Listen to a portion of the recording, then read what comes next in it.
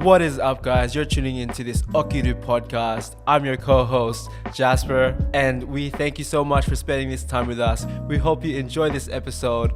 Make sure to follow us on our socials at okiru.apparel on Instagram, Okiru on Facebook, Okiru on YouTube, and also Okiru on major platforms such as Spotify and Apple Music. Thank you so much for spending this time with us. We hope you enjoy. Okiru. But yeah, man, like welcome David to the Okiru podcast, man. It's a blessing to have you here, bro. Like thank you for taking out of your time with your busy schedule to meet with us, man. How you going? No, I'm stoked to be here. Yeah, I mean, we probably caught up about 6 weeks ago, and I was so humbled to when you asked me to come on. So of course I was going to come. Yeah, man, 100%. Because like, dude, like we're high school mates, and you never expect us to. Yeah, to I know. Well, that's like are. the irony. Like driving here, I'm like, wow, all right, like. Dude, if we had in year 7, if we had told us, I was like, this would be our life, and then like we'd be hanging out on this platform, like it's pretty crazy. It's crazy. So I feel like we're probably, I mean, even if you think about home group, let alone year level, like we're pretty shy, quiet people. Like we're probably the two least likely people to be doing anything like remotely. I guess putting yourself out there, and I mean, for me, creatively at least, like I had no creative ambition at all, and like we probably bonded through like the. What was it, Viscom subjects, and it's like, mate, I'd spend the whole time copying what you were drawing and like, things like that. And it's just, it's so backwards that I'd like half a graphic designer these days with all the stuff you do for your brand. So, yeah, but I guess I went on a tangent there, but yeah, stoked to come on, man. It's exciting.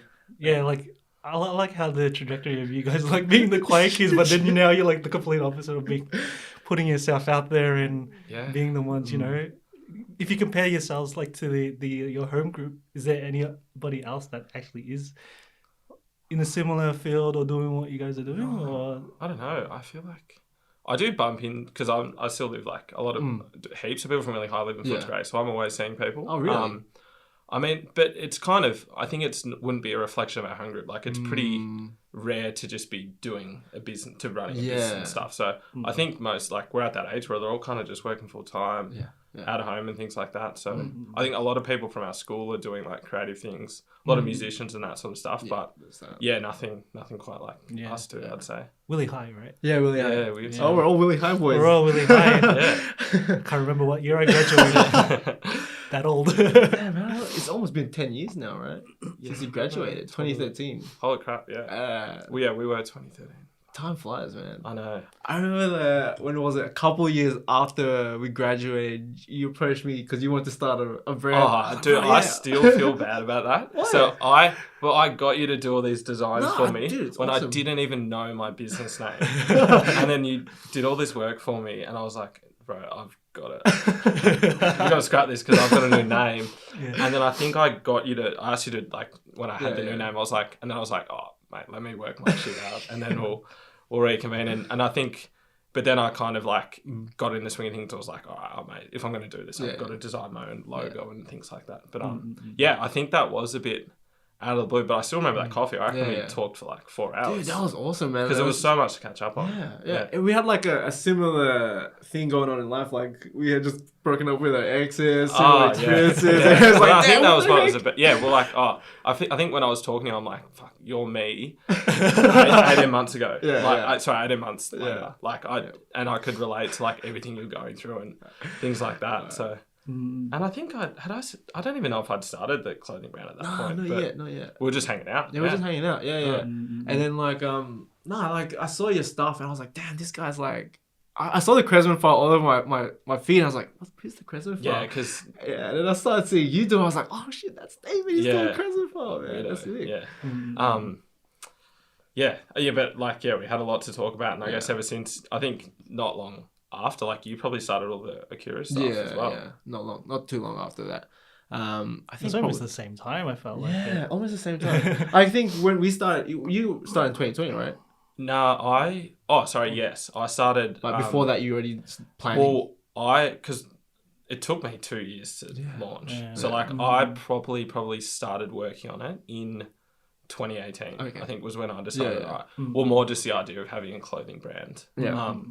Like, if I could give any advice, it would be like start. Like I was way too scared to launch and wanted everything to be perfect when it just doesn't need to.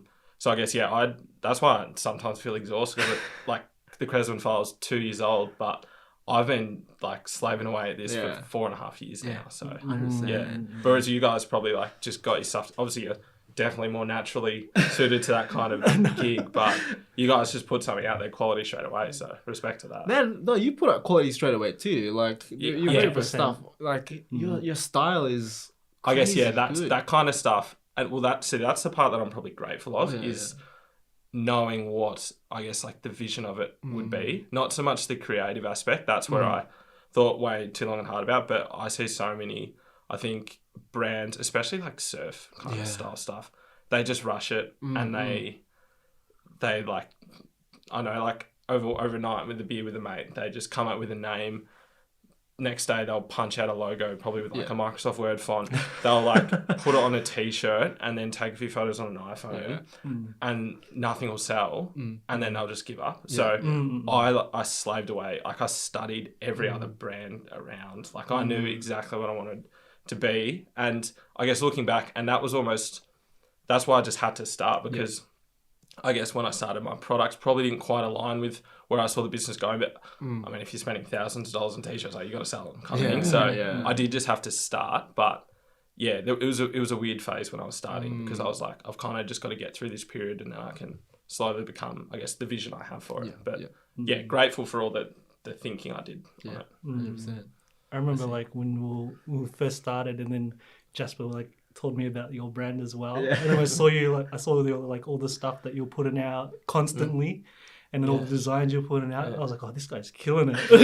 This guy's dude. We looked up to you, man. Yeah, we looked up to you. The same. Like, I was like watching all the stuff you guys are doing. Like you're running workshops with RMIT and stuff, and even just the designs. Like I was really, because I probably don't show much behind the scenes stuff, but I reckon it's so cool what you guys do. Like you seem to just capture everything and actually give an accurate representation of what it's like to run a clothing brand out of your bedroom. Like it's not pretty. It's not. Pretty, it's late nights. It's no financial benefit really. But it's just all because you love it really. Exactly. But I mean that's funny you say that because you spend the whole time looking up to you and man. Like dude, it's like what you said, right? You spent 2 years before you launched. And then, that's when you launch. Like, tell us about that process because I don't think a lot of people, like, understand when you start a business. They think, like, the day you launch, the day before you already start planning it. Yeah. Or, like, even just early on than that, man. Like, for us, it was about 6 to 7 months before we even released anything. And for you, it was 2 years. Like, what was that process from 2 years to when you released? Well, I think at the start, I mean, I was already working full time as an accountant, like I still am. But I sort of just thought, like, I mean, it starts off being a couple hours a week. You think that'll sort of get it done. And I guess for probably the first 6 months, it would be like, I might work on it on a weekend or something like that. And then it slowly just kind of built from there. But I mean, it starts with a brand name, and I probably spent 3 to 4 months doing a brand. And then I was like, oh, I've got to trademark this thing. I better check if it's taken. Yeah. It's taken. It wasn't being used, but if someone's like paid for the trademark, it's theirs. And it's theirs for like 10 years. So that kind of put a big roadblock. And then I remember I went to Europe for 2 months, and I remember I kind of set, although I was like out traveling, partying all the time, I had this goal of, well, at that point I was fixated on it. I was obsessed with the idea, and any spare time I had, like I would have been walking around Portugal and I'm just thinking about what is my name? So I had to come up with a name. Yeah, I'm like, what is this name going to be? And I guess the name actually ironically came out of the trip because it as a bit of a background, like I get asked all the time, what is the Cresmond file? And it actually isn't anything. It's just something one of my best mates said in a group chat. Like I guess it's, if you understood my friendship group, we say weird things like that all the time, and it would make a bit of sense that someone would just say something random, but he just said this random one-liner, and I think it actually, there's something, people always think I get the idea of Seinfeld because there's a something file, like George Costanza says this thing, so it kind of has that ring to it. But so anyway, it's just the most random name. So I guess I ticked that box. Like I traveled to Japan, came up with a name. And then I think when I came back from that, like I mean, I feel like whenever you have a holiday, you come back like like ready to just reach up, 100%. And I was pretty into my sport then. I was like pretty into my cricket, and I had to take pretty much a year off because I had to get a few surgeries done. Yeah. And then I just suddenly had time, so I kind of just went all in on it. And then I guess I never played cricket again because I was like, well, I just am so in love with doing this, and it kind of just filled that void for me. So I just would have worked on it. So I mean, that a year in, it's like then I'd probably start like you. And I guess even when you come up with a design, right, it takes 50 crap designs to find something that you even think is worth putting on a hoodie, right? It's just, and I feel like it's like any skill, it's just repetition. And at the start, you kind of know what you're designing's junk, but you've got to keep going and just keep going. And I think I kind of just manufactured this, and I kind of just manufactured this skill set from just doing it relentlessly. And then eventually, like, I'm pretty happy with what I'm designing. I'm like, all right, next step. How do you print on a t-shirt? Like, Google, how do I print on a t-shirt? Like, the internet tells you how to do this stuff. Exactly. So I think, and even then, like, I'd burnt through thousands of, like, couple $1,000s on, like, stock that wasn't even sellable. Like, for example, I got all these hats made in the US and they printed the wrong logo on it. And then I'm like, and I hated it. And I'm like, I'm not selling that. Yeah. So there was just so much back and forth before I actually, like, designed something and actually physically had something that I was happy to, like, launch with. So it was a bloody grind, I tell you. Like, thinking, like, this is like a reminder, like, I forgot how long a journey it had been, kind of thing. So trying to find that just the right supplier for everything and the right design, like, it's such a strenuous process. I have to do, like, back and forth and all that stuff. I was talking about your design stuff. Remembering back to an old podcast we had with, when do you know when a design is finished or complete for yourself? Because I know that you take a few hours or weeks and what. How do you know when a design is, this is it? I think it's just when I love it. Yeah. Like, when I'm like, I guess it's, would I wear that test? Yeah. And that's shown with a lot of the stuff I've released. Whereas I feel like you, like, tell me if, like, from your experience, you can design something like, that's cool. It's a cool graphic. I think it's cool, but would I wear it? Maybe not. Yeah. And I think it's that's kind of the test I've got to run by it. And so pretty much anything, because I find, like, especially, like, I'll send the design to the boys and they'll be like, oh, what do you think? I did a lot of that at the start. They're just like, yeah, it looks cool.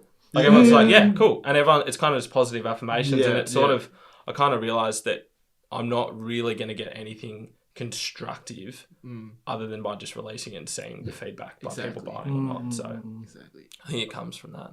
It's that testing and seeing what sticks and what doesn't, right? Because like, you know, I remember we had this discussion when we had that dinner. Like, sometimes we work on a design, we love it, and like, oh, we'd wear this and it doesn't stick. Like, no one buys it. And it's like, oh, it's just stabs the guts. It hurts. It sucks, man. And like, it's like, shit, like, did I do something wrong? Like, I guess it's just not what people's taste is right now. Oh, totally. 100%. And even I've kind of had the reverse effect of that as well. Like, some of my best sellers are hats that I don't wear regularly. And then so many of the ones that I've only that I've never restocked. Like, I've sold them, but they've never restocked, are the ones that I wear. I think so. I'm now in the position where I'm like, I probably almost can't get too much in my own head as well. Like, it's kind of just, you got to find this balance. But I think I've learned that you've just kind of got to, like, I guess my whole motto is I want to stay busy. Yes. So I've kind of got to I'm constantly trying to find that next bestseller that'll just sell and repeat, that I can restock. And that's where you sort of gain those efficiencies. And I think, like, I guess after, I mean, I don't know, releasing probably 30 plus products, you're not really afraid if one doesn't sell. But early on, it's like, you're so nervous before you release anything. Tell me about it. Man, shit, when we first launched, like, Joe and I, we were like in each other's house, at Joe's house, and then we were like waiting for the countdown, and we're just like looking at our phones and seeing who's gonna buy it. And like an hour passed, no one bought anything. We're like, crap. No. Remember, we had one sale straight away. One sale straight away. And that was like, okay, we're good. Yeah. As long as we had one sale, we're all good for the thing. Yeah. I'm like, oh man, but it's so scary. The nerves with that first night. I remember I had to leave work early. I made sure I did it on a Friday night, and then I just close the laptop down. I think I went out for dinner or something. I got to forget about it. But that was like the most nervous week of my life, I reckon, just waiting. And you build those things up. Like, and I guess because like people care about you, but it's like such a relief. It feels good. Yeah, it feels good, man. Like, what are your biggest learnings starting your own business, man? Poor. I think you just can't be afraid to make mistakes. Yeah. Like the whole game is like how fast. That's kind of the way I think about it now. It's like how quickly can I make like micro mistakes to just keep learning, and it's so cliche, but to be that 1% better every day, month, week, year, and it sort of just accumulates, I reckon. But I think that's just a mindset in itself that you've kind of got to develop, really. And you can't dwell or be hard on yourself. Yeah. Like if a hoodie doesn't sell as well as you think it is, it has to just, you can't just sit and beat yourself up on it. Exactly. It's hard because I feel like you can't always necessarily learn from your mistake, because like you've given it your all, but you've probably just got to accept that hasn't maybe gone how it's planned. And I guess that's a lesson in not going with too many expectations. Yeah. But yeah, that's kind of I kind of try and put that in all aspects of my life. Like how, with anything I want to do and I guess be good at or like spend time doing it, it's how quickly can I keep making mistakes to learn. Sort of thing. 100%. I was going to ask, like, so you were saying, like, you know, thinking about like there's other people, you know, with giving like that soundboard of giving you positive affirmation. Is there a group of people, or do you just rely on yourself to, when you produce a product, you know, this is going to be... I'll send it. I think I'll send a few screenshots, maybe like a color combination or something like that. Like with this, I might have thought of potentially maybe doing a red brim or just the one color, and I might have sent that to a few people. But yeah, and it's often and I feel like 9 times out of 10, you kind of know the answer anyway. You're sort of just doing it. I do that often, but yeah, I mean, the amount of times where they've said, "Oh, go with the left one," and I'm like, "No, I'm going with the right." Like, I realised with myself, like, it's still probably not going to change what I do. Because I think I'm at that stage now where it's like, you've kind of just still got to design stuff that you'll love. Because you want your ideal customer is kind of you, in a sense. Because I think the second you start trying to be something you're not, like, you're in the wrong game, really. 100%. And for me, I've realised there's not really going to be, like, the whole enjoyment out of this is partly like designing stuff that I'll wear. Like I find that like I live in a hat, so it's just putting on a hat that I made is kind of like, that's kind of it for me, really. So I think that's the beauty of like starting your own brand, is that freedom to create what you want to wear,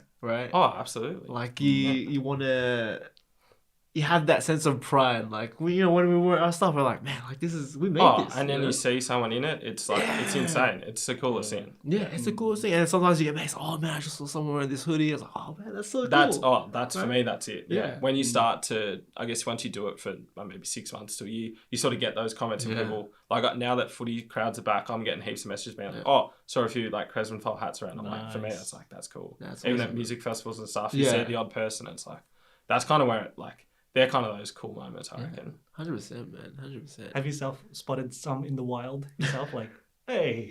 Yeah, I have. I've had a few where I just had to, like, after a few beers one time, I just went and gave this guy a hug and was like, oh man, you're the best. Like, give me your Insta, I'll send you another hat out. Like, pretty much, like, just so happy. Yeah, and I think I'm at that stage where, like, I've still just got to be so grateful for selling anything. So, and it just is like, I just think that's the coolest thing. So, it is. Yeah. Like, you know, you just gotta be grateful for what we have, right? Like, to be able to create something in the world and create something you drew and designed into tangibility. It's an incredible feeling, and it's one of the best ways. Like, people, you build that relationship with them as well. It's like, oh man, like, this brand really like cares about their customers. Like, you know, that's really important. Man, like, dude, just having your own brand is just a blessing, you know? Just like, I'm just looking back on it now, just like reflecting. It's just like, man, we come so far. Like, we're almost 3 years in, and it's not where we want it to be. Like, we imagined it to be part. You know, you're not always going to get what you want. No. And like what you said, I'm certainly the same. Yeah. It's like what you said, like, have a goal, but also reduce your expectations. I think, well, that's my biggest challenge, I think, is... it's still like any small business will be within its first, I mean, I think the stat is like at least 70% of small businesses completely fail within the first 3 years. Yeah. And then of that 30% that keep going, it's like almost 90% that they won't be doing it in 5 years' time. Yeah. So if you go, and I think that's why you see so many like little streetwear, surfwear brands out there that they've got a feed of, they print a design on 3 different coloured tees. They took a few photos of their mates wearing it with their iPhone, and then they stop because there's no feedback. Yeah. So it's just, it's a long game. Yeah, it's a long game. And it's like what you said, when you have that passion for it, like the sales don't really matter. Well, right?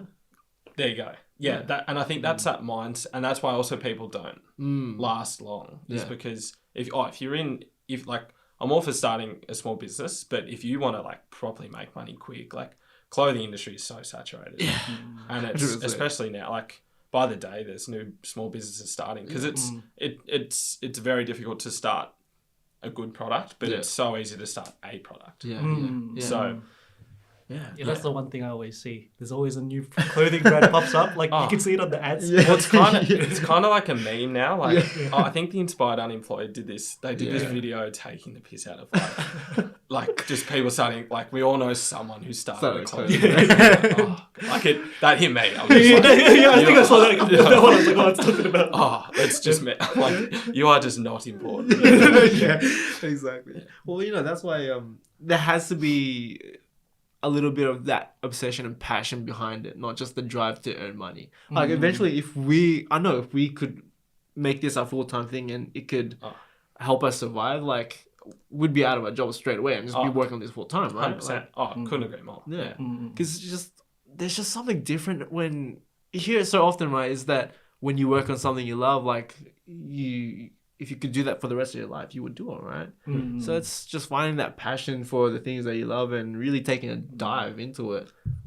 Absolutely. Like, well, that's kind of how I try and structure my life. Like, time is what I care the most about, and I try and structure my week, spending as much time as I can doing the things that I like. And like, I've had a few good chats to people. I guess back to what you said before is like, I've got one of my mates doing like, who do I get feedback off? I guess like I've got so many mates that run other small businesses and I can relate so much, like not necessarily, I do actually have other mates other than you two that run a clothing brand, but just I've got so many like creative, I guess, don't know the word to describe it, but I guess they're independent, they work for themselves kind of thing out there. And like the things that they tell me is just time is everything. And even just spending money to give back time. Like when I started the business, you start off, you design yourself, you take the photos yourself, you do the Facebook ads yourself, you do the Insta posts yourself, you're doing and you model your own products. It is just a one-stop show. Whereas now I've kind of realized I'll outsource it. The business is at a point where I can outsource most of the creative. I can outsource most of the marketing and things like that, and actually spend the time on the business, like designing and doing the things that I like, really. Because you can get so bogged down in the admin and the things like that, and it's just, it becomes a grind. So I've kind of realised that for myself, that anything I can do and any money I can spend within reason to give me back more time in my life to do, I know it could be going for a surf, could be going out for dinner, like seeing mates, even just being a better responder to text messages and things like that, because I'm so bad. It's just like, And again, like it's a classic, and I don't expect them to know all of this and to see like how much time you put in. But because it's like, you're on a clothing brand, can't be hard, right? You put a few things on a t-shirt, like everything sells, or you don't have to stress about what's coming, when you're releasing what you're going to use, what supply, like what fabrics you're going to use and all that stuff. Like there are so many micro things that you wouldn't expect people to understand. But I'd love to be better, like be a better friend, sort of thing. I think we all want to be better friends. Like even me, I'm pretty terrible at replying to people as well. Sometimes like I'll get a message and it's like a month in, I'm like, oh crap, I haven't messaged this person yet. And it's because you think of it in that moment, you put it to the back of your head, and it's just, you could have had a bad day at work, and maybe that release isn't going too well, and you're just not in the mood to respond. Exactly. And it's just, it does sort of take up your life. But I'm always trying to be. It might not look like it all the time, but always, it's very front of mind to me to be a good friend and a good I guess, person first. I think it's really hard, especially when we're still in our day jobs and then having this on the side.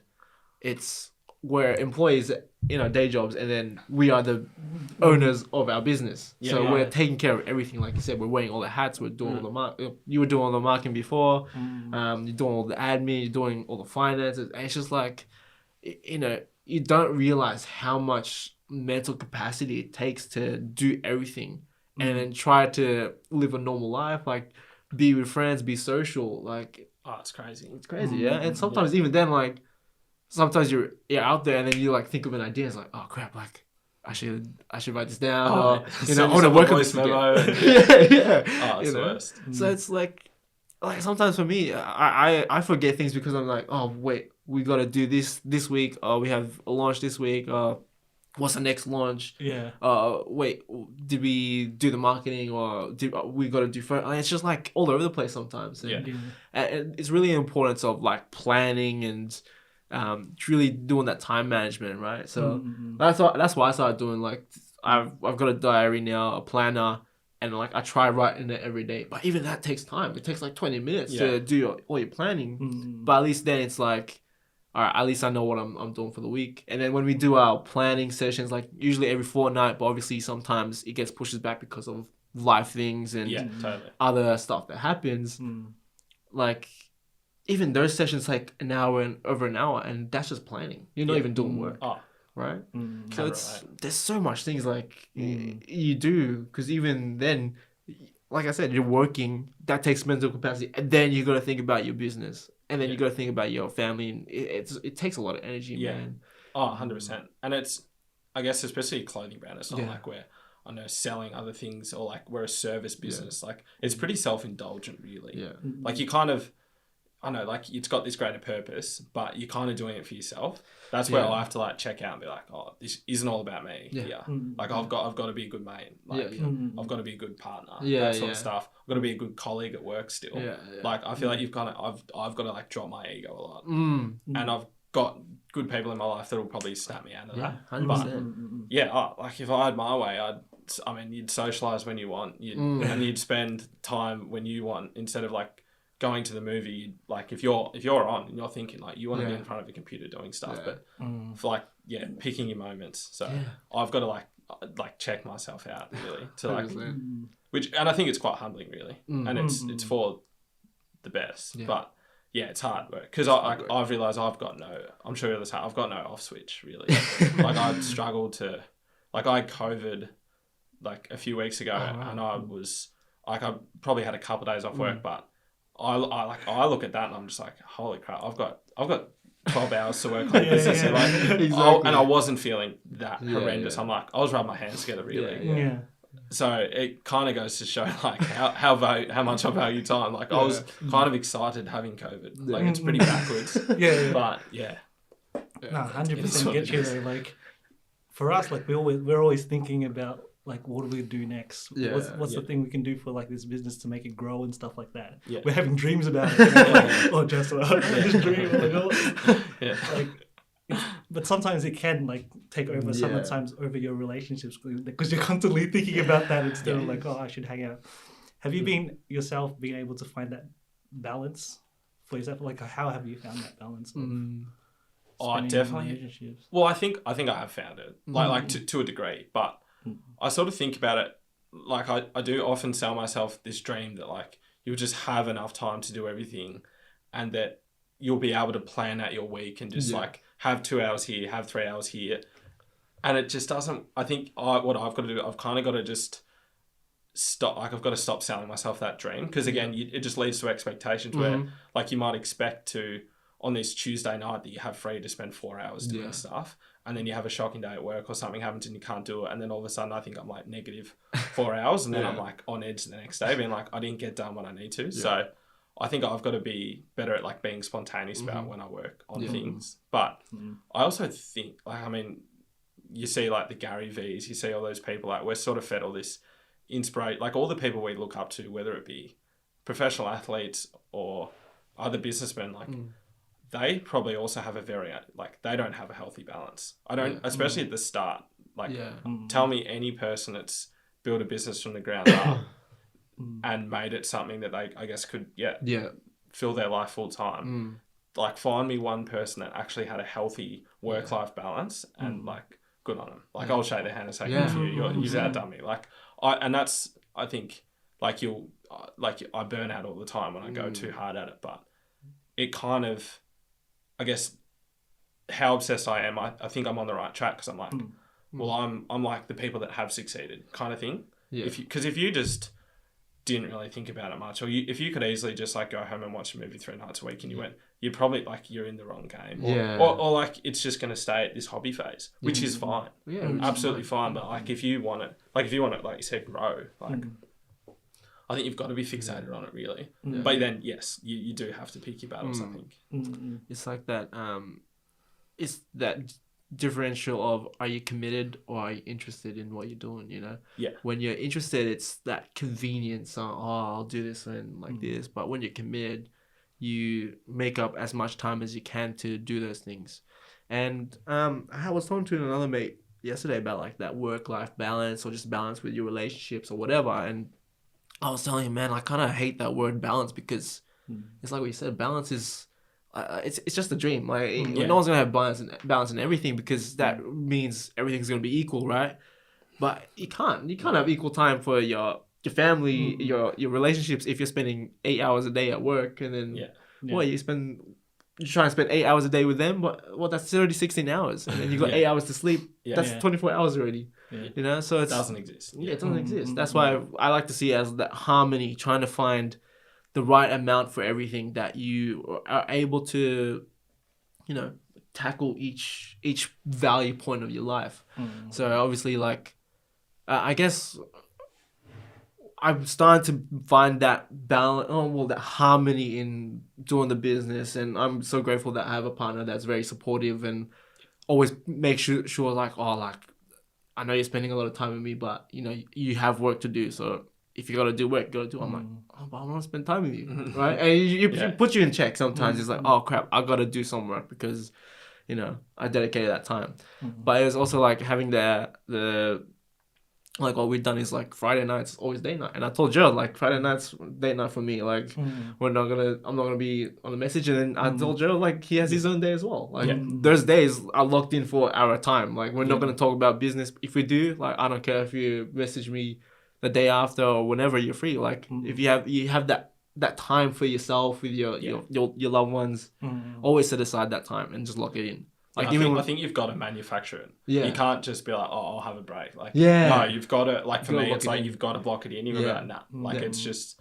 tools down. Yeah. Exactly. And like, with my other friends, like, I told them, like, I can't hang out Fridays, because Fridays is locked in date night. That's the time, like, it's just us two, you know, because you have the rest of the week, you're just working, and sometimes you can have time with each other during the week, but obviously we know, like, Friday nights is always for us, and that means anything else can't come to that night, because that's our time, you know, type of thing. And it's like what you said, you have to manufacture. You got to plan that together and know when you set those times, especially in what we're doing, our business. Like, you have to learn how to switch off. You have to learn. It's so hard. It's so hard, man. God. What do you tell yourself when you want to switch off, though? Like, what's the process of switching off? I don't know. Like, I feel like, I mean, sometimes for me, it starts with meditating for 15 minutes, just to like let the thoughts just float on by, and just. Mine's more a distraction.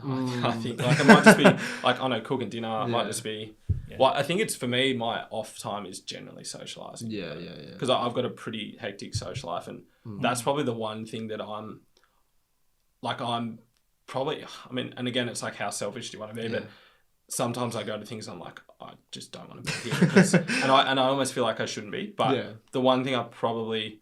Like, I think I get it from my dad, but I never want to disappoint anyone. And I think I go too far with it, but I want to be at every outing. I don't want to miss. I get FOMO so bad. So I think that's, and I do you definitely utilize that as my off time. Because like, I guess I'd rarely work, like, I don't work too much on the weekend, unless like, I go for a surf and chill at a cafe for a bit. But because social is definitely like my off time. I think that's a good question. Yeah, what they were saying, like meditation, that's so important. When when you practice meditation, they always say like, oh, when your thoughts come through, just like ask it, like, what was the purpose of these thoughts, and then you just let those thoughts go through, right? Like, don't dwell on them too much. It's the same thing. Like when you're with your partner or socializing with friends, and you have a thought, yes, you could write it down, but like then you're taking away time from the people you're around. Yeah. And the purpose of that meditation is to learn to be present to where you are, right? Being intentional with who you're with. And that is a distraction. Those things that are good ideas, those are distractions as well. And it's just like, all right, like I gotta let these thoughts come through, whatever it is, and then just move on. Like you gotta let it go, like what Lim said. Just let go of those thoughts.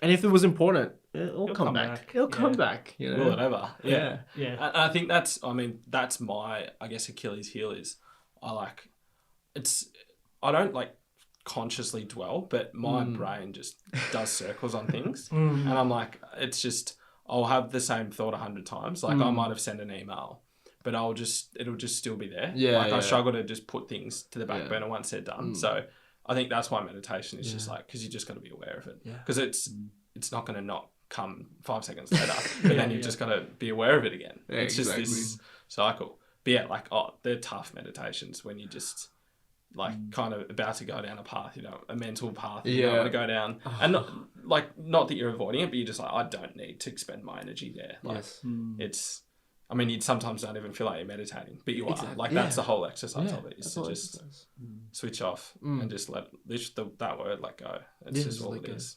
It's so hard to let go sometimes. Like we're so attached to things, and it's just like, like that's how we create our suffering. That's how I feel sometimes. Like eating a ball. Like, exactly. It feels so tense, right? That's that's I just what have it to feels like. And by letting go, you relax your body, right? And it's like what Lim said. It was because Lim was our mate. He does a lot of yoga practice and meditation, and we had him a couple of weeks ago, and he was talking about his experience in silent meditation, and I was telling him how like when I drive, I don't listen to the radio because my radio is like busted. So and he's like, oh yeah, I started doing that too, but I do it as a choice. And I was like, oh. Like he does it as a choice. So now when I drive, I drive without the radio on because I want to choose not to listen to it and to like really just focus. Be present. Yeah, be present and be intentional, whether it be driving. And even yesterday when I was baking a cake, I was pretty grumpy and a bit frustrated because I was so tired from work, and I was like, oh man, I gotta bake this cake, and then all these little events started happening. It got me even more frustrated. I'm like, I don't want to do this anymore. And then I started baking, and I was like angry, like baking. I was like, oh my god, like this sucks.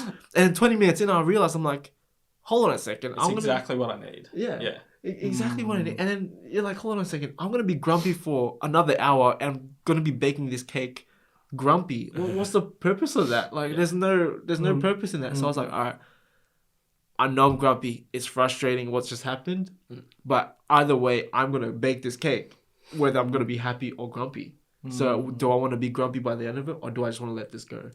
And by that, having that thought and asking myself that, I was like, I don't want to be grumpy baking this cake, because when I bake this cake, I know I made it grumpy, and when I give this cake to share with people, it will remind me, and like they'll feel that energy of like me feeling grumpy about it.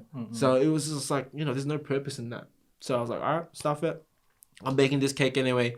I'm just gonna do it, and it just calmed me. Like I baked that cake in silence as well, like just hearing that everywhere going. So I was like, it was a good meditation. Like what Lim said, he's like, meditation doesn't have to be this formal sitting. Oh, that's just the penny drop moment for anyone that wants to meditate it. Exactly. It's just, it isn't like, I personally prefer to sit like literally on a cushion with my legs crossed, but because that's just how I started doing it. But yeah, it can be anywhere. It can be anywhere. And just like you can just go for a walk. You can 100%. Just be at your desk and just listen to the conversations around you. I think I do the drive one a bit. Oh really? Especially on like if you're just driving 5 minutes, I'm like, well, when am I going to listen to one song? Like, I might as well just I find it helps.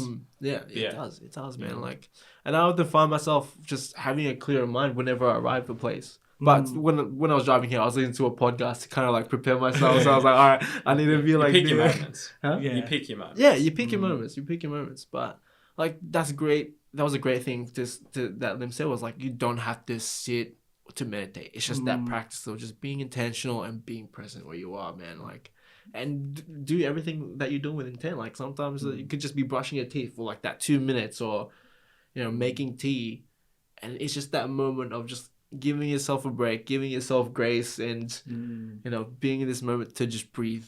To breathe, man. Since that last time, I actually started doing all that stuff. Oh, really? I pretty much cut off music completely. for a while. Yeah. I'll pick my times. Pick your moments. Because you even think about it, when you're even just before you go off to drive somewhere, you're trying to figure out what song is good. Right. And you sometimes spend so long getting frustrated, like, not that one. Exactly. And like it's just like pointless. Like so, during the drive, you just that meditation, you have your thoughts and stuff like that, and just like okay, it's good. You always arrive more calm. Well, for me, I was having those thoughts where they're like those hidden things that you don't sometimes, because you're distracting yourself. We're so stimulated all the time. Yeah, exactly. That's exactly. it. For me, that's it. And I've read a few books on that. Like I've just flooded myself with that kind of content. But the big one for me was, I forget the author. I think his name's Cal Newton or something like that. What did he write? It's one of his books I read is called Digital Minimalism. Ooh, and it's kind of just the whole like social media detox type kind of book, but he talks a lot how like being bored is good. Because like it's when it brings out, like it's kind of when you get creative. And it's when if something's on your mind, it's going to come to you and you're going to address it. You can't just put on Netflix. You can't just put on Netflix. You can't just scroll the feed. So I used to, like when I would drive for a surf, I'd leave my phone at home. Really? And it was kind of like anxious because I'm like, if my car breaks down, I'm screwed. But it was just, and I did that a lot actually, like reflecting when I was like starting this whole, like my Saturdays were like, I was single and I was just driving, like rain, hail or shine, I'd drive up an hour and a half, surf a few hours, drive an hour and a half home. And potentially like would work at a cafe, and that's just like thinking time. It's like deep work. That's beautiful, man. And that because it's where you like, you kind of got no choice. Yes. But we've got it because we're so stimulated and we're so addicted. You've got to manufacture again. You've got to for me, I've got to manufacture it. Yeah. Like you can't, like when you go for a walk and like you got your phone in your pocket, you're like, well, I'm not going to check my phone. What like you're going to check your phone, but if you leave your phone at home, you got no choice, and then you just. True.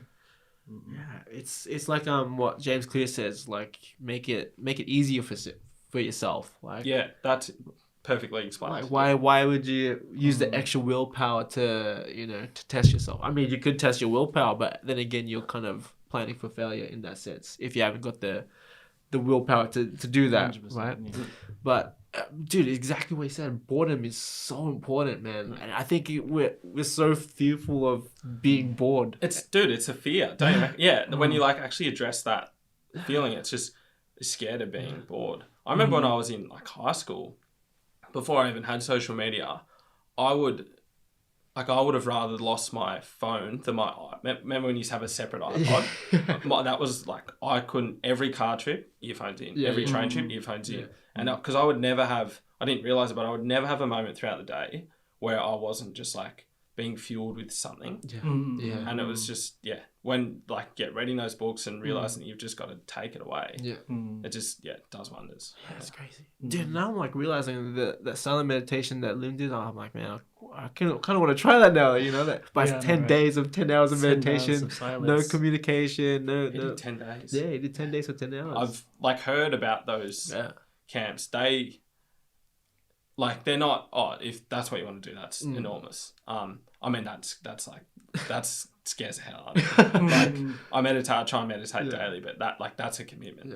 But I mean, imagine the personal stuff you'd churn through. Yeah, 100%. Like, but I think it's good because like I said, we have that FOMO, like fear of missing out on things, right? We're missing out on certain events because now we don't have to have the brain power for that. We have our calendars, we have Facebook that says, oh man, someone's birthday today. It takes away that brain power, the mental capacity, and to think of those things. So it's a size Yeah, drop. no, I'm like, I'm getting that anxiety. Like, oh, it's a bit off ball. Should I do something? If it falls, we let it go. But yeah, no, like Sorry. that's all good. Last time I saw it. Just Oh, the trusty duct tape. Man, how long have we been recording? 47 minutes. What is that? Wow, Jeez, feels like 5. Yeah, that's crazy. See, this is the thing. Like these podcasts, man, you just sometimes you just get lost in time, and you just like having these conversations. I was just thinking this midway through. Like, I'm not that you're not present out for dinner and stuff, but when you know the microphone's turned on and you're listening, you're actually listening to your own voice. Yeah. I'm just that extra layer of present than you normally would be. Man, it's so crazy. Like I had this reflection recently. Like, you know, I would like to say we've come so far. We've all come so far. And like you said, we were very introverted in high school, and I remember like doing when you had to speak in front of the class, I'd just be paralyzed. Don't you reckon that was just, for me, you'd mark that in your calendar as just the worst day of the year. I would dread it so bad. Oh, it was, I reckon that year 10, that like it probably peaked for me of like being so like insecure. Oh, bro, me too, man. And just even though the teachers would say, you will lose marks if you don't make eye contact. And I would still just print it, read on a sheet, go like that. I'm like, I don't care. Give me a 6 out of 10. Yeah. I'm like, I don't want to put myself through like looking people in the eye and talking. Like I was that bad. Yeah. I mean, we weren't alone there, but that kind of stuff was just terrifying. And then here you are doing a bloody podcast. Like, it's crazy. Out of all the people. I hated that at high school, Anytime you had to speak in front of anybody, I was like, oh no. It's just like start sweating. Everyone's just looking at you like, oh, what if I say something wrong? Or a stutter, and it's just the second you're thinking about it, you're already cooked, because you're just the first thing you're gonna do is stutter, and it's just beads of sweat. Like when you're like visibly sweating, it's like, oh my god. Exactly. But I want to come back to this like boredom thing, because like this has come back in some of our podcasts. We talked about it with Josh briefly, and Lim brought it up with being in silent meditation. And like, man, are we ever bored these days? Like, we're bored because the stimulation isn't stimulating us now. We're not bored because we are just being present with like where we are, type of thing. Yeah. And it's just like, one thing I realized being my partner is I noticed we haven't been watching like a lot of Netflix, because it's like that stimulation. Sometimes you just sit with each other. Sometimes nothing's happening, but you just feel that comfort of the silence. And it's like, is this boredom, or is this just like us just being present with each other, and then you're just being there, type of thing. Like when are we just there for each other? When are we just there for ourselves as well? Like I remember that period when I was going through like my breakdown. Like I had a massive breakdown like last year. It's still going, but anyway, it should be fine. I realized like I was alone, and sometimes just being bored was important. That's all right. Sorry for the interruptions. We are just testing out a new sign, and it just fell on us. It hasn't learned how to get up yet, so unfortunately, quite ironic for the name Okiru, get up, then it just falls. You'll get on up us. for the next one. You'll get up for the next one.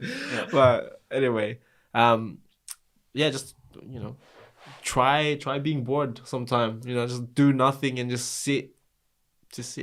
Yeah. Well, I think like I wouldn't say I'm at the point where none of us enjoy being bored, but I think it's just knowing that that's what's good for you. It's kind of like it's just like the medicine you need. And I think in that book I like reference, like he sort of describes it as that's where the magic happens.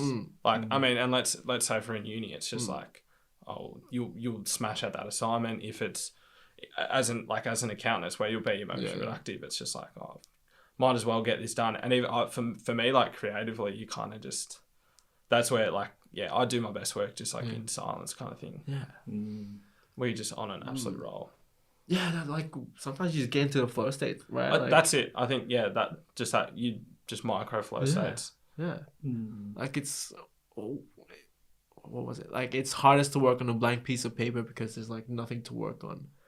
So as long as you start drawing something and you start building those small steps to something, it could potentially create something great, you know? And it's like we said, sometimes the greatest things come out of the boredom. You never know when those happen. Sure. Like, could you imagine if you just went a month where how much you would get done with Okiru if there was just, you couldn't watch any TV, you couldn't listen to any music, you couldn't, like, you'd spend all day at work just thinking about it. Yeah. You wouldn't just be like numbing yourself to a podcast or something like that. I sometimes think about that. I'm like, geez, I honestly pride myself on like how little time I spend on social media and things like that. And I really don't watch too much TV, but there are so many just little, even just 15-minute gaps where you'll flick on your phone and just things like that. If all that stimulation just disappeared, what you'd achieve, like 100%. It'd be pretty crazy. Yeah, man. There's just so many distractions these days, and it's getting louder and louder as well. Like, you hear it, just like boom. Yeah. You scroll on your feed and you just see like this news article, Will Smith slap, blah blah blah. Better watch it. So it's just crazy. But yeah, like, they made it so easy for us. Like TikTok, you just swipe and and I think it's just knowing that our phones are, and that's another analogy from the book, is he kind of just refers to our phones and Instagram is like slot machines. The same like technology behind slot machines to keep you addicted is the same stuff that is on our Instagram and TikTok feeds. Like, they're tailor-made to just keep you invested. So it's just, even just knowing that, I'm like, oh, well, like, yeah, it is good. No, don't get me wrong. It has its benefits, but just knowing that the whole objective of this thing for these big companies is to just keep us distracted and keep us on it and keep us spending time and money. Like, their whole objective is to extract as much time as they can from us.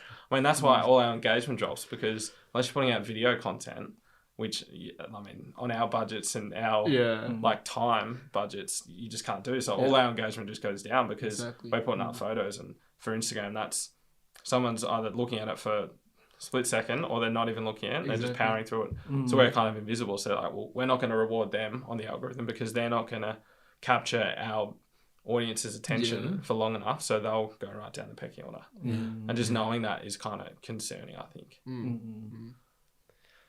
Yeah, it's hard having that. Easier said than done. Yeah. It's easier said than done. It's hard because, like, you want to stay away from distraction, like those social media stuff, but we are in that game as well.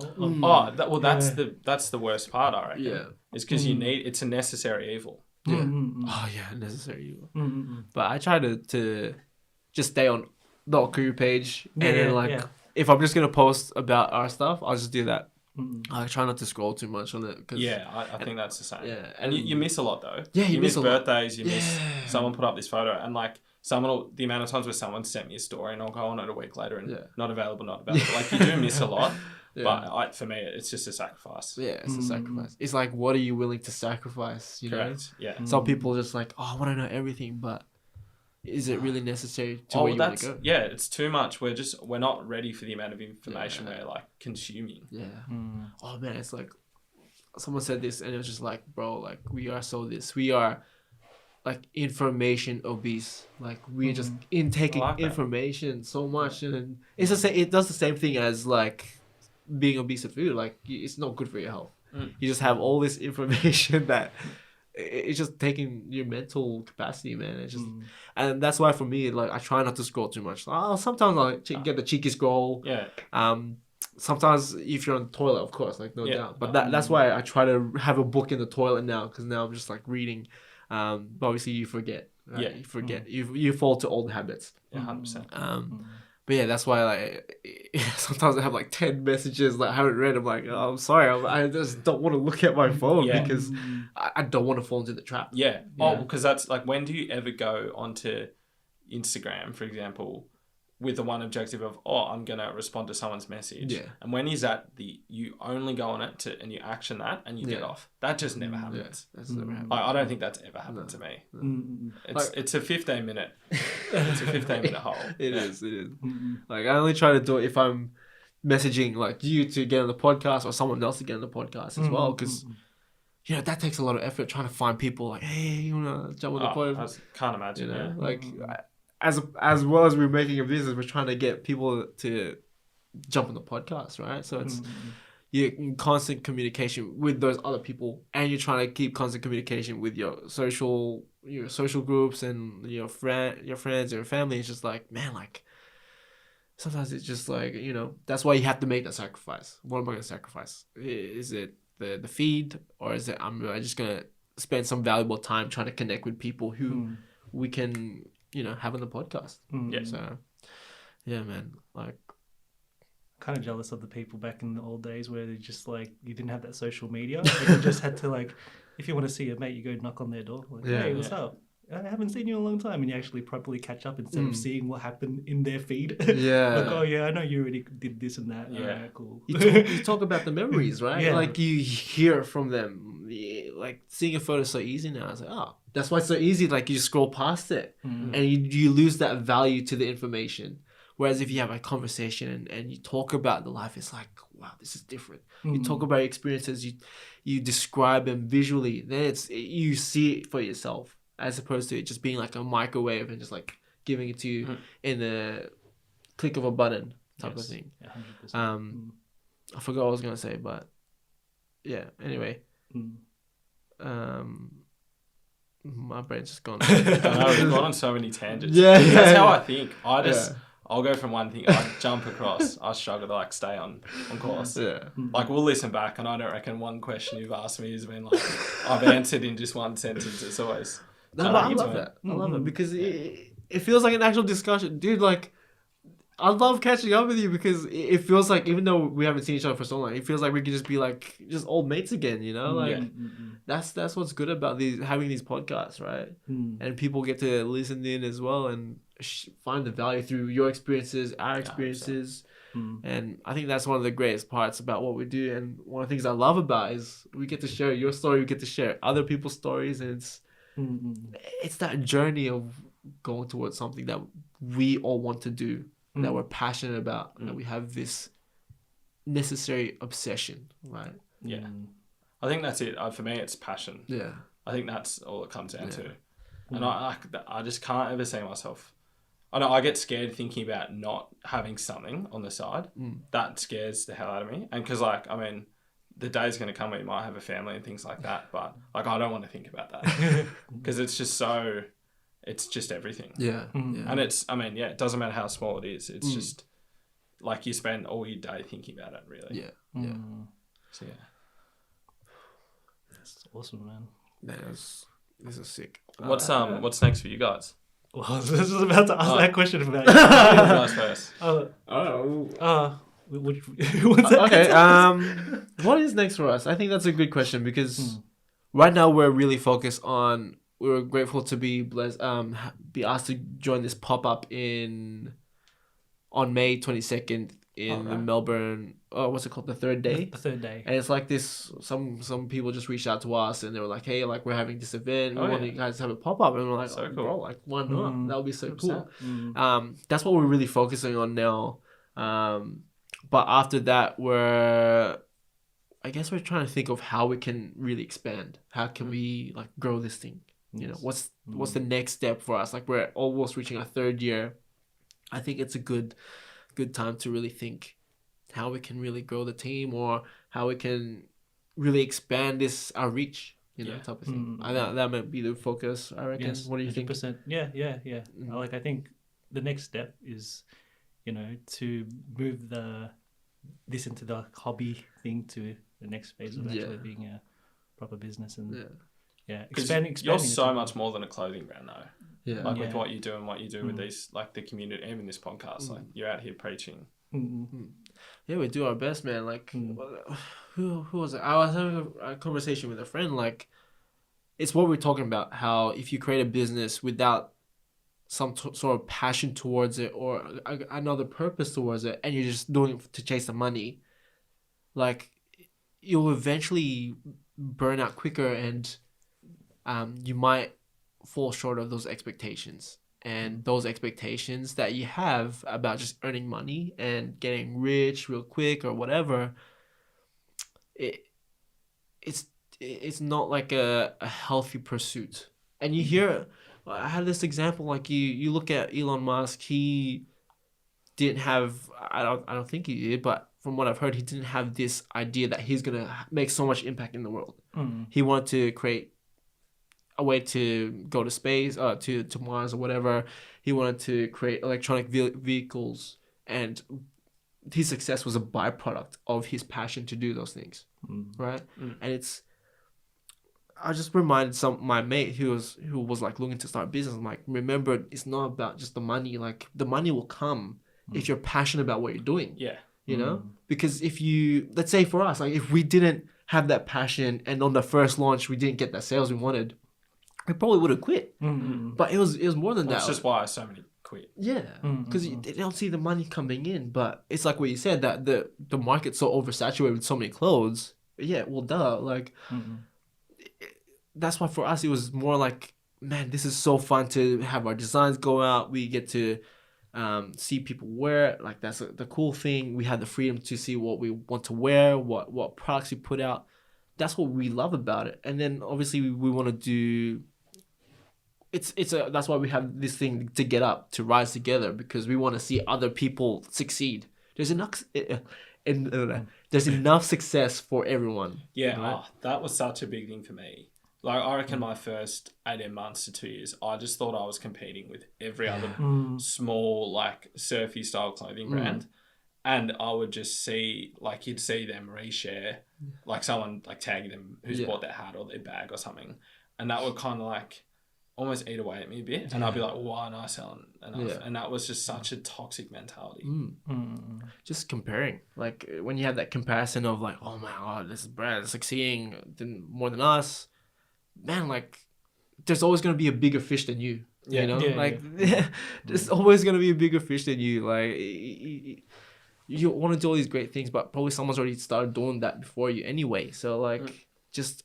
I mean, we're putting designs on clothes, right? Like, we're not reinventing the wheel here. Exactly. Like, Exactly. No. That's why if you have that passion of doing what you love and doing it because you love it, like, the money's just going to flow in eventually. But you got to be committed to that pursuit of it. Like, hopefully one day, yes, the clothing brings us more money, but we just do it for the love of it, man. We do it for the love of creating clothing. We do it for the love of creating our designs. Yeah. Like, the design process is fun. It can get a bit frustrating, you know, but... And it's fun to see when you do photo shoots with people and they're just having a fun time. They're like, oh, like, you know, this is so fun. Like, I've never done a photo shoot before. Yeah. And it gives people the opportunity to be a model, you know? And you do that too. Like, you give people to be a model as well. You give people the opportunity to work for you, like, to market your brand or whatever. Like, that's a blessing, man. So it's just really do it with passion, like you said. Yeah. Just do it with passion, man. I love it. What about yourself? What's the I reckon it changes every day. Like, what do I want to do next? Like, I'll see someone do something and I'll be like, oh, I want to do that. I'm still in that phase where I want to do everything. And it's kind of like, I had to probably really rein it in. Probably about, honestly, dead set 12 months ago. Like, the business was probably, like, it was at a point where it was probably, like, all the cash just went into this one drop. Because I had like a pretty lean period. Like, I mean, you know how it is with trying to advertise online. Like, it's so hard to get it right. Yeah. Especially when you just, like, went, like, the whole trial and error. Like I said, trying to make mistakes, but those mistakes are costing you hundreds of dollars sort of thing. So cash was getting pretty dry and I was like, all right, like, what's selling? Like, for the first time, I got out of my own head and was like, what's selling? Oh, I'll probably, at that point, I'd probably spent half amount as I had on hats as I had on tees. Probably more tees to hats. Yeah. But I'd sold 5 times the hats to tees. I'm like, well, like, it sounds so simple looking back. I'm like, all right, well, you're still a clothing brand, but let's just nail hats for a year. Yeah. And now I've done that and I've like kind of been blown away at, like, even just something as simple as that. So I'm kind of trying to still, well, it's excitingly, like, I mean, we're a long way off summer, but I'm sort of starting to think about summer and I'd love to add a few more accessories and I'd love to start doing some bags, even sunglasses. I'd love to start doing to just expand the range a bit. I guess from a content perspective, like, it'll break up the feed a bit. It's not just hat after hat after hat, because I'd love to be posting more frequently on social media, but I don't want to sort of overdo it. So, but yeah, I'd love to become Well, I guess for example, there are two things for me, right? Like I love sunglasses. Yeah, I'd own 20 pairs of sunglasses, all different shapes, different colors. I love them. So it's like, it makes sense for me to be doing sunglasses. Yeah. I also love tote bags. I just reckon they're really cool. Mm. And it's something simple and easy. And I think, if you do it a bit different to your standard tote bags and add a few different features, then it is again a point of difference. So I'd love to profitably expand the business, not just be like, oh, I think that's cool, I'm going to do it, and then pinch myself later when something doesn't sell. Yeah. So I'm trying to be more calculated with what I'm doing. But I think, it's at that point. And I also just want to stay ahead of the game. Yeah. Like, for example, I'm wearing a hat that I'll probably release in 8 weeks. So I think I want to stay ahead. I think I've found I managed to, the whole last year, like, nailing hats kind of allowed me to get ahead. Yeah. And I think I just want to keep ahead of the game because, as you know, it's an absolute roller coaster. Yeah. And I think I'm in that phase where I'm trying to scale the business now that I've started working with, like, say, a marketing agency and things like that. And even just learning to let go of control. Like, I'm the biggest control freak. And especially when, you're giving control for something that you also kind of know how to do as well. It's sort of, it's not like I'm outsourcing things that I have no idea what I'm doing. It's sort of like, well, for me, it's like I was doing my own ads. I was getting X returns. So, like, I want to see, like, better than that kind of thing. So it's like when you're not, it's just like learning to work with other people and like, knowing that also, like, you're not their only client, for example, at this marketing agency. So I've got to learn how to, I guess, and that goes back to scaling the business, is giving away control, because it's not sustainable to keep doing what I'm doing on top of a 45-hour work week sort of thing. Yeah. So I think I sort of want it to look less like a bedroom business sort of thing. And I think, like, it's just generating enough funds to make it look quality. And I think it'll come from there. I think that's kind of what I've been thinking a lot about lately, is you've got to nail the product first before you worry about, like, I'd rather spend the money now to improve how things look and everything about it to then, because then if you get the marketing going right, you can just scale. But it's just, I don't want to try and scale a product that isn't great, or even just the quality of photos. So it's just, I've just got to keep focused on improving the quality of everything, because it's going to take so long. But I think it's just, you just kind of got to keep making these, like, I feel like they add up. All these calculated decisions just add up. And then when you find something that works, you can sort of just leverage off that. So it's dope, man. That's it. Yeah. So I think you're going in the right direction, like, with everything. So who knows? Yeah. Like, it is, I mean, but it's a classic, like, you have your good weeks and you're like, far out, if this keeps going at this rate, I could probably step back from work a week and pay myself out of business. And I've had those moments lately, and that gets me so excited. So it's just, I just kind of want consistency for a while, is my main thing, before I get too erratic and ahead of myself, which is what I tend to do. So I sort of want it to get I want the business to prove to me that it, like, can sustain my life kind of thing. So it's exciting. Yeah, that's awesome, man. Yo, so excited! I'm so excited to see your brand grow, man. Like, I can't wait to see where it is next year and the next 5 years, bro. Like, it's crazy to think, because it's like, I mean, looking the first half of the podcast, we talked about how far a journey it actually been. And I'm like 2 years is a long time to be doing something. Like, when you look at when you scroll down on your Insta feed and you're like, oh my God, I posted that photo. Like, my first, like, I did this shoot with some mates. Like, the best purchase I ever did was before I went to Europe. I bought this $1,500 camera. Wow. It is just elite. And it has just allowed me to just like somehow some of these photos are still coming out all right. But we just did this shoot at the beach and we just, like, we winged the whole day. We had no idea what we're doing. And at the time, I'm like, this is the best. Like, I can't believe how good this content is. And I scrolled the other week, I scrolled through and I'm like, oh, as if this was what I started with, and was like it scares me. So I think you just got to, like, keep in check with that and keep reminding yourself that, because it can become, well, it's that cliche of, like, the problems you have now are what you want to wish for. So I've got to keep thinking of that, because it's so easy to just, like, have a bad week after you had a good week and just get fed up and sort of want to throw the toys out. Dude, but like you said, you looked at your feeling like, oh man, like,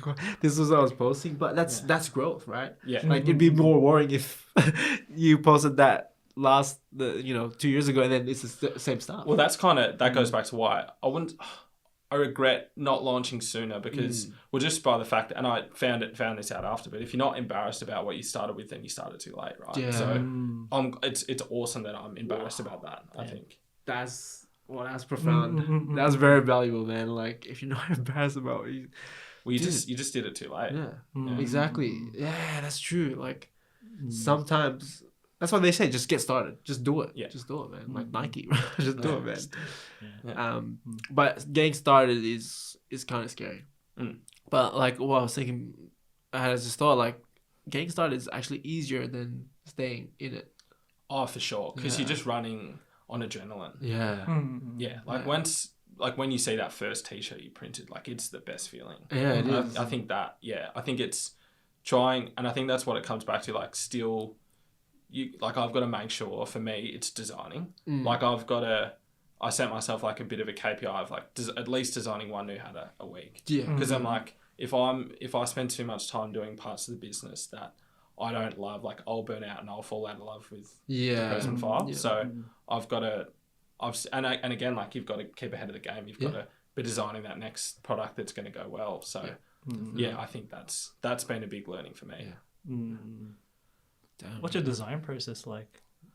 Mate, there's no structure to it. Remember the Viscom like design, refine, annotate. There's none of that. Like, oh my god, it's pretty. Like I use Photoshop, so nothing's conventional. Yeah, and I think that's why I can get away with a lot with hats because embroidery, like that vector file would have looked far different to how that's been embroidered, right? Yeah. So you don't need to design hats. You don't need to be this world-class designer. You don't really need much, especially on Photoshop. Like it's kind of like a coloring book sometimes where you just paint and you're ticking boxes with the pixels. Like so it doesn't require a lot of like technical ability to design to come up with I guess artwork that's going to get embroidered. So that's something that works in my favor because I can just churn out things and I don't have to like stress and refine things for ages because something can go off and it doesn't need to like look that pretty.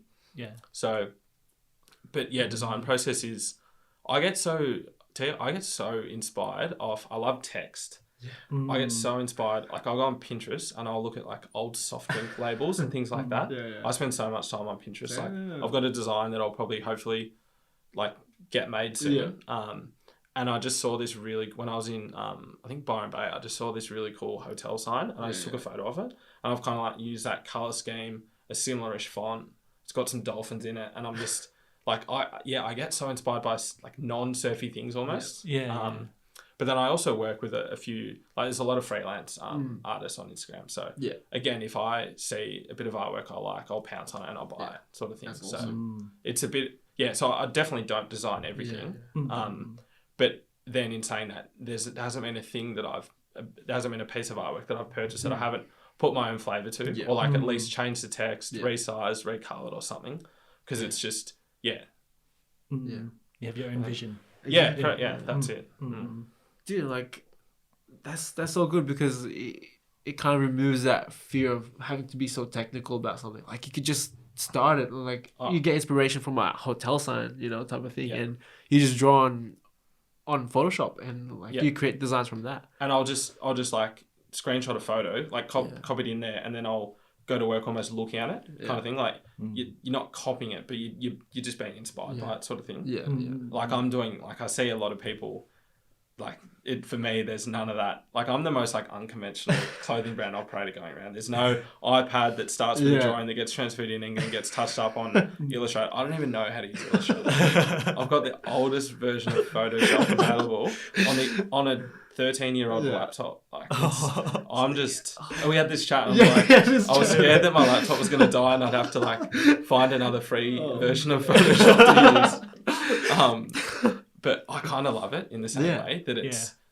It kind of like for me, it's like so satisfying just doing it the way I do it, kind of thing. And I think it again, not being I'm far from I'm a perfectionist to a degree, but and again. Like, for example, getting samples is expensive. So when I order a hat, I approve embroidery, but you pay up front and you get it later. So you've kind of got to you're kind of winging every hat. And like some miss, and obviously you're harshest critic. So there's some hats that I was kind of pretty pissed off with how that came out. But it's too far gone. Like you've paid, there's none of that. Like you just think that you're able to like kind of walk through that process. It's like, nah, it's like, or here's a 50% deposit. For a lot of teas, it's 50% deposit. But for hats, it's like, nah, here you go. Give us your money and we'll do our best. And then if we don't have the right color thread, it's tough luck. It's not, they're not that accommodating a lot of the time. So it's just, but you do learn. And I think that's one thing. There probably is an art to like embroidering things. Definitely. And for me, it's often, especially with the stuff I'm buying, you've got to remove detail. So I think that's really like I'm sort of just learning about like because you can only do so much, especially with embroidery. So it's kind of a lot of my work is touching up and just removing what I think I can get. Like for example, this cobra, like I've toned that down heaps so that it can sort of be embroidered. Sick, man. Well, like it is again. It is pretty crazy how detailed they can go. Yeah. But I think looking back, like repetition, you sort of acquire this skill set to a degree. Yeah. So I'm an expert in hat embroidery. No certificate required. Just 100,000 hours on it. That'll get you there. Dude, like that's what it is, right? The 10,000 hour rule. Like, Malcolm Gladwell, I think I said, like, 10,000 hours, man. That's what it takes to become proficient at something. Yeah. You know? And you don't need a certificate in it. It's just that you put in the hours, you put in the work, and the experience. You can get there. You can get there, man. Like what you did. You got there through trial and error.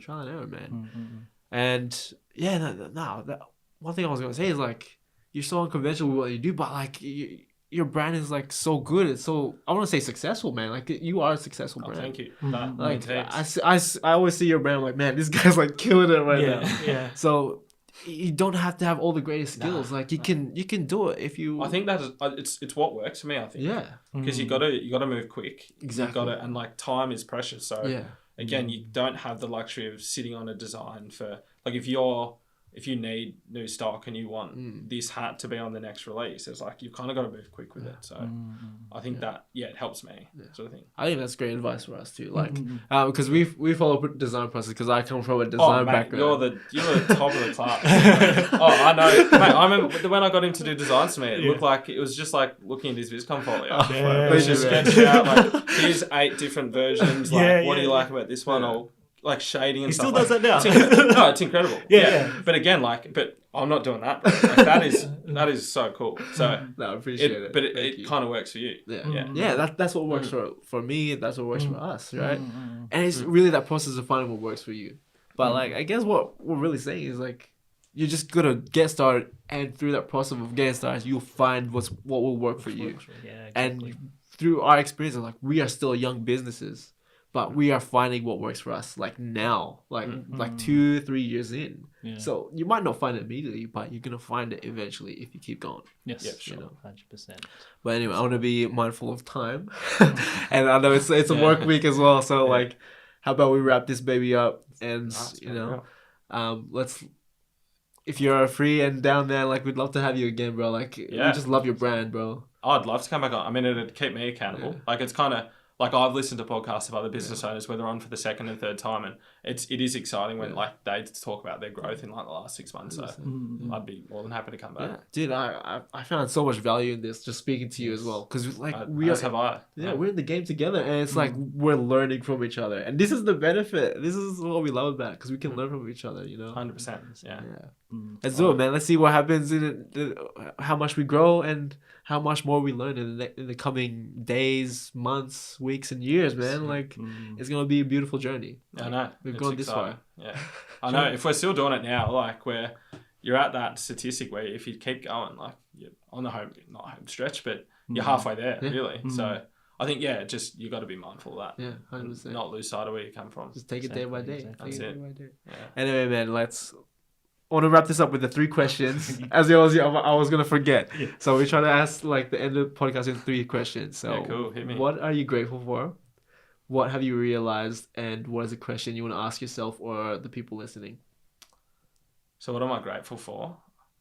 I guess, so I most nights I have like a gratitude journal. So grateful, what would I be writing today? But honestly, it's seeing you guys. It's just like reconnecting with I guess like old Dude, friends. it was a blessing to see you, man. I think it's just relationships is what I'm grateful for. Yeah. What was the second question? What have you realized? The whole journey. Or just any realization you've had?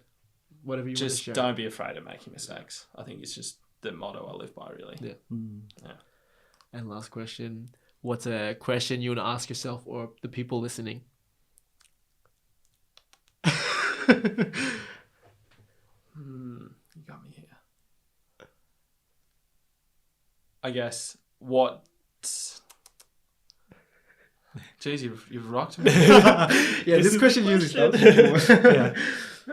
I guess what does success for a small business look like to them? Yeah. I'd love to know that, right? Like, because we're operating on a small scale. So, like, for example, you said before, like, we think you're really successful. So, like, I'd love to know what other people's definitions are of success, because I get caught up in that a lot about what even does success mean for me. Like, so, yeah, I love hearing about that. So, that's my question. Dude, that's awesome, bro. That's awesome. Thank you for coming on. Like, really appreciate you with this podcast, man. Like, holy shit. Like, this was so valuable, man. And it was, dude, it was such a blessing to see you again, man.